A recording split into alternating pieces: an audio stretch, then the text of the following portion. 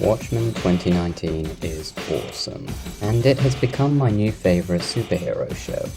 Now, I didn't stumble upon this show by accident. I had every intention to watch this because I'd heard a lot about it and it looked pretty cool. Having said that, I had also heard that a lot of people thought it was trash because of how quote-unquote liberal and woke it was. I have found in the past that when a film or show is trying too hard to be liberal, it can often be eye-rolling and annoying, especially when the writers and directors behind the project are doing it for their own personal acclaim. But I certainly don't think that's the case in this instance. So today I present In Defence of Watchmen, a show that came out 4 years ago.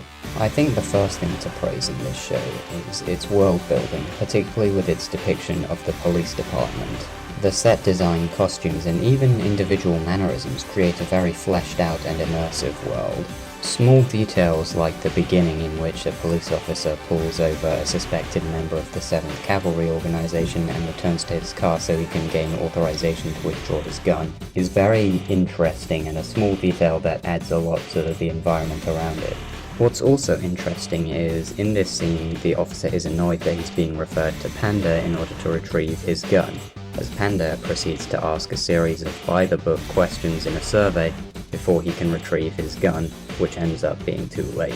We later see Panda in person reading out a very similar survey so that the other officers can gain access to their weapons.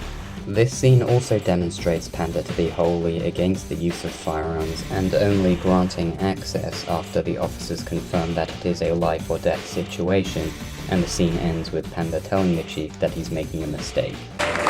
You're making a mistake. Yeah, well, it's my funeral. In this scene, we see how a character is opposed to these uses of violence and how many of the officers are opposed to him. So even within these forces of good, there are still separations and differences in opinions about how it should be done. As well as this, we also have the characters.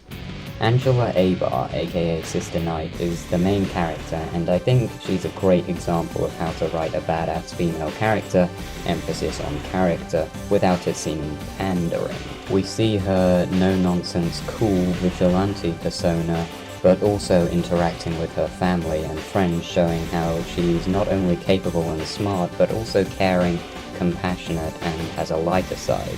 This is all accomplished within the first episode, ending with a twist that challenges Angela's preconceived beliefs and makes her question the society structures around her.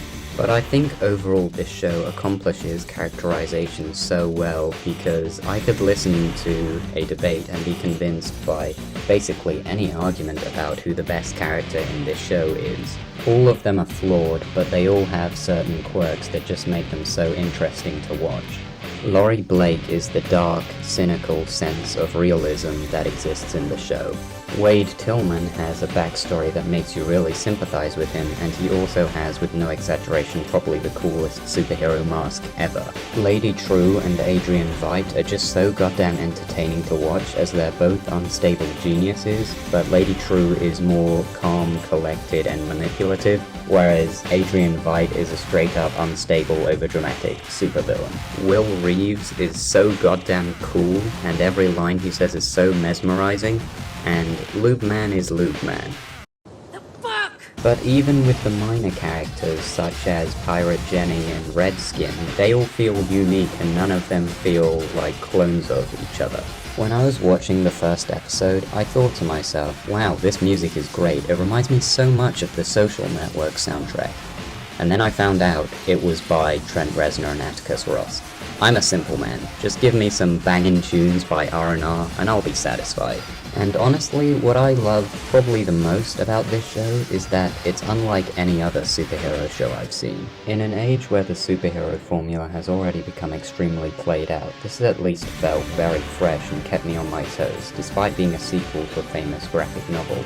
If you hate it, okay, but wouldn't you rather have this than some bland story with quippy characters and blatant military propaganda? I guess not. But anyway, yeah, I think this is the best superhero show. Yes, even better than The Boys. Oh, and that ending. What a great ending. Endings are often one of the hardest things to pull off, and even big budget shows that come from HBO have failed in that department. Sometimes, entire second halves of the show.